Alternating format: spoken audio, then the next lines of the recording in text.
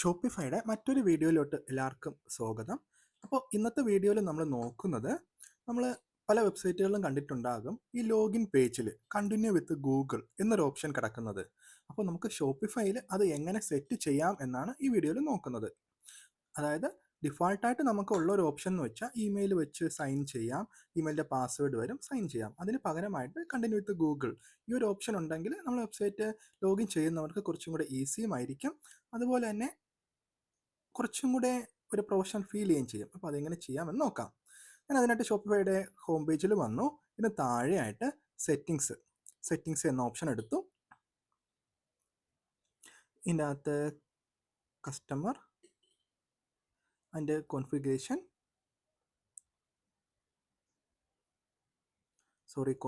അല്ല, മാറിപ്പോയതാണ്. തൊട്ട് താഴത്തെ ഒരു ഓപ്ഷനായിട്ടാണ് വരുന്നത്. ഒതൻറ്റിക്കേഷൻ, ഈ ഒരു ഓപ്ഷൻ ക്ലിക്ക് ചെയ്യാം. ഇതിൽ ഓൾറെഡി നമുക്ക് ഷോപ്പ് എന്നൊരു ഓപ്ഷൻ ഡിഫാൾട്ടായിട്ട് ഓൺ ആയിട്ടാണ് കിടക്കുന്നത്. ഇത് കൂടാതെ രണ്ട് ഓപ്ഷൻ ഉണ്ട്, ലോഗിൻ വയ ഫേസ്ബുക്ക് ആൻഡ് ലോഗിൻ വയ ഗൂഗിൾ. അപ്പോൾ ഞാൻ ഈ വീഡിയോയിൽ നോക്കുന്നത് ഗൂഗിൾ എങ്ങനെ നമുക്ക് ഇത് ചെയ്യാമെന്നാണ്. അപ്പോൾ ഞാനത് ക്ലിക്ക് ചെയ്യുമ്പോൾ നമുക്കൊരു ലിസ്റ്റ് ഓഫ് ലിങ്ക് ഉള്ള ഒരു പേജിലോട്ട് എത്തും. അതായത് നമ്മൾ ആപ്ലിക്കേഷൻ ടൈപ്പ് എന്താണ്, JavaScript, links, client ID, client secret code, ഇങ്ങനെ അതാണ് നമുക്ക് ഫില്ല് ചെയ്യാനുള്ളത്. അപ്പോൾ ഇത് എങ്ങനെ ചെയ്യാമെന്ന് നോക്കാം. അതിനായിട്ട് ഞാൻ ഗൂഗിൾ ക്ലൗഡ് കൺസോളിലോട്ട് ക്ലിക്ക് ചെയ്തു. ആ ഒരു പേജിൽ വന്നു. അപ്പോൾ ഇത് നമ്മൾ യൂസ് ചെയ്യുന്ന ഏതെങ്കിലും ഒരു ജിമെയിൽ വെച്ച് അങ്ങനെ ലോഗിൻ ചെയ്താൽ മതിയാവും. ഞാനിതിപ്പോൾ ഓൾറെഡി എൻ്റെ ജിമെയിൽ വെച്ച് ലോഗിൻ ചെയ്തിട്ടുണ്ട്. അതിൽ മൈ പ്രോജക്റ്റ് ഞാനിപ്പോൾ ഓൾറെഡി ഒരെണ്ണം സെറ്റ് ചെയ്തിട്ടുള്ളത് കൊണ്ടാണ് ഈ ഒരു ഓപ്ഷൻ ഇവിടെ കാണിക്കുന്നത്. ചിലപ്പോൾ നിങ്ങൾക്ക് കാണിക്കുന്നത് പുതിയൊരു പ്ലസ്സോ അല്ലെങ്കിൽ ന്യൂ പ്രോജക്റ്റോ അങ്ങനെ എന്തെങ്കിലും ആവും. അതായത് നിങ്ങൾ അങ്ങനെ എന്തെങ്കിലും ഉണ്ടെങ്കിലും ഈ ഒരു പേജിൽ അത് ക്ലിക്ക് ചെയ്യുമ്പോൾ ഈ ഒരു ഓപ്ഷനിൽ വരും. ഇതിൽ ന്യൂ പ്രോജക്റ്റ് ക്ലിക്ക് ചെയ്താൽ മതിയാവും. ഇവിടെ നമ്മുടെ വെബ്സൈറ്റിൻ്റെ പേര് തന്നെ ഇടണമെന്നില്ല, നിങ്ങൾക്ക് ഇഷ്ടമുള്ളൊരു പേര്. ഞാനിപ്പോൾ NDS ക്രിയേഷൻസ് എന്ന പേര് കൊടുക്കുവാണ്. താഴെ നോ ഓർഗനൈസേഷൻ അത് തന്നെയാണ്, ക്രിയേറ്റ് ക്ലിക്ക് ചെയ്യുക. നിങ്ങൾക്കിപ്പോൾ വേറെ ഫസ്റ്റ് ടൈമാണ് സെലക്ട് ചെയ്യുന്നതെങ്കിൽ ഇത് തന്നെ ഡിഫോൾട്ടായിട്ട് വരും. ഇപ്പോൾ ഓൾറെഡി ഞാൻ ഒന്നിൽ കൂടുതൽ സെലക്ട് ചെയ്തിട്ടുള്ളത് കൊണ്ടാണ് ആ മൈ പ്രോജക്റ്റ് എന്ന ഓപ്ഷൻ വന്നത്. ഇപ്പോൾ ഇല്ലെങ്കിൽ നിങ്ങളെ മറ്റ് പേരെന്തെങ്കിലും കിടക്കുന്നുണ്ടെങ്കിൽ ആ മൈ പ്രോജക്റ്റിൻ്റെ അവിടെ നിങ്ങളുടെ ഇട്ട പേര് കാണും, അത് ക്ലിക്ക് ചെയ്യുക. എന്നിട്ട് ഇപ്പോൾ നിങ്ങൾ ചെയ്ത ആ ഒരു പേര് തന്നെയെന്ന് ഉറപ്പുവരുത്തുക.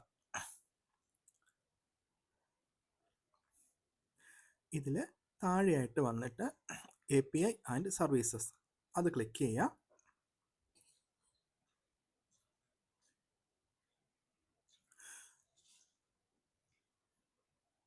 അതിൽ നാലാമത്തെ ഓപ്ഷൻ സീറോ ഓർ കൺസെൻറ്റ്, ഈ ഒരു ഓപ്ഷൻ ക്ലിക്ക് ചെയ്യുക. ഇതിൽ ഗെറ്റ് സ്റ്റാർട്ടഡ്, ഇതിൽ ആപ്ലിക്കേഷൻ നെയിം നമ്മുടെ വെബ്സൈറ്റിൽ എന്താണോ പേര് കൊടുക്കുന്നത് ആ പേര് കൊടുക്കുക. ഞാനിപ്പോൾ ഇവിടെ NDS ക്രിയേഷൻസ് എന്ന് കൊടുക്കുവാണ്. താഴെ ഒരു ഇമെയിൽ, നമ്മൾ ഇത് ലോഗിൻ ചെയ്തിരിക്കുന്ന ഇമെയിലോ അല്ലെങ്കിൽ മറ്റെന്തെങ്കിലും ഇമെയിൽ കൊടുത്താൽ മതിയാകും. ഞാനിതിപ്പോൾ ഇത് ലോഗിൻ ചെയ്തൊരു ഇമെയിൽ കൊടുക്കുവാണ്. നെക്സ്റ്റ് കൊടുക്കുവാണ്. അതിൽ രണ്ട് ഓപ്ഷനാണ് വരുന്നത്, ഇൻറ്റേർണൽ, എക്സ്റ്റേണൽ. അതിൽ എക്സ്റ്റേണൽ ഓപ്ഷനാണ്. സോ അതിൽ നെക്സ്റ്റ് കൊടുക്കുക.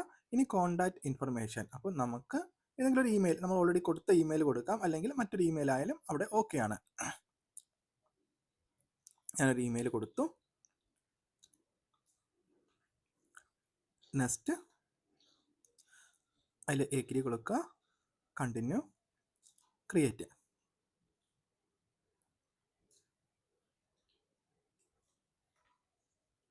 ഇവിടെ ഇത് ക്രിയേറ്റ് ആയിട്ടുണ്ട്. ഇനി ഈ സൈഡിലായിട്ട് വരുന്ന ക്രിയേറ്റ് സീറോ ഓർ ക്ലയൻറ്റ് ഇത് ക്ലിക്ക് ചെയ്യുക.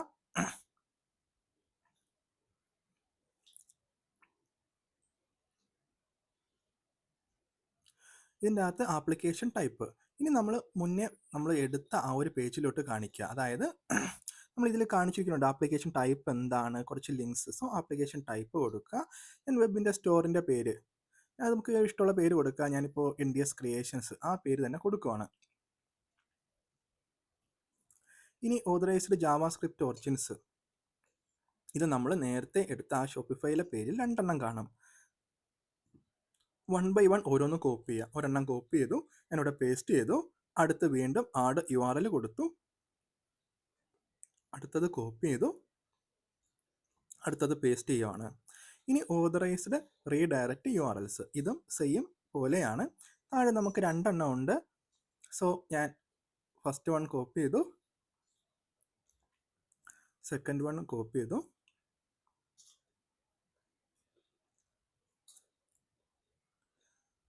ഓക്കെ, ഇനി ക്രിയേറ്റ് കൊടുക്കുക. ഇവിടെ വരും ക്ലയൻറ്റ് ID. ഇത് കോപ്പി ചെയ്യുക. ക്ലയൻറ്റ് ID കോപ്പി ചെയ്ത് ഇതിൽ താഴെയായിട്ട് ക്ലയൻറ്റ് ID കൊടുക്കാൻ ഒരു സ്ഥലമുണ്ട്.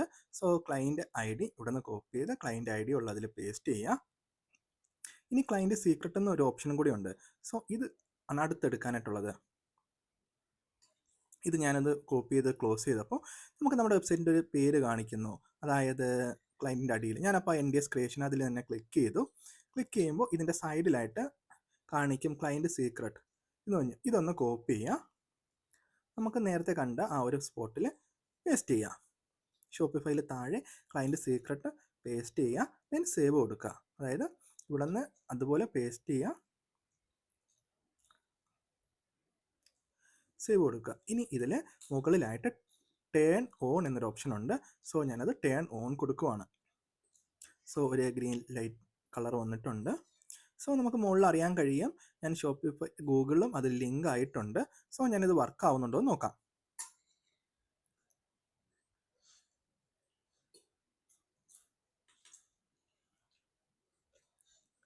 ഞാൻ ഓൺലൈൻ സ്റ്റോർ പോവുകയാണ്.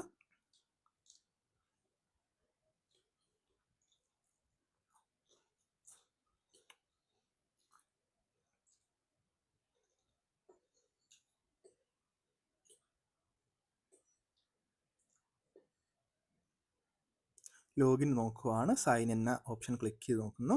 അപ്പോൾ ഇതാ വന്നിട്ടുണ്ട്, നമുക്ക് കണ്ടിന്യൂ വിത്ത് ഗൂഗിൾ എന്നൊരു ഓപ്ഷൻ ഇവിടെ വന്നിട്ടുണ്ട്. അപ്പോൾ നിങ്ങൾ ഷോപ്പിഫൈ ചെയ്യുന്ന ടൈമിൽ നമുക്ക് കസ്റ്റമറിൻ്റെ പോയിന്റ് ഓഫ് വ്യൂവിൽ കസ്റ്റമറിന് നമ്മുടെ വെബ്സൈറ്റ് കുറച്ചും കൂടി പെട്ടെന്ന് സൈനിങ് ചെയ്യാനായിട്ട് ഈ ഓപ്ഷൻ നല്ലതാണ്. അപ്പോൾ ഇത് ഇനേബിളാക്കി ഇടുന്നതായിരിക്കും എപ്പോഴും ബെറ്ററും അത്. അതായത് നമുക്ക് ജസ്റ്റ് ഇമെയിൽ എന്ന ഓപ്ഷന് പകരം ഈ കണ്ടിന്യൂ വിത്ത് ഗൂഗിൾ ഉണ്ട്, അതുപോലെ തന്നെ email. Sign in with shop എന്ന ഓപ്ഷൻ നമുക്ക് ഡിഫാൾട്ടായിട്ട് ഷോപ്പിൽ ഇപ്പോൾ വരുന്നുണ്ട്. സോ അതും ഇനേബിളാക്കി ഇടാം. അപ്പോൾ ഇത്രയേ ഉള്ളൂ ഈ വീഡിയോയിൽ. അപ്പോൾ മറ്റൊരു വീഡിയോയുമായിട്ട് നമുക്ക് വീണ്ടും കാണാം. അതുവരെ എല്ലാവർക്കും ബൈ.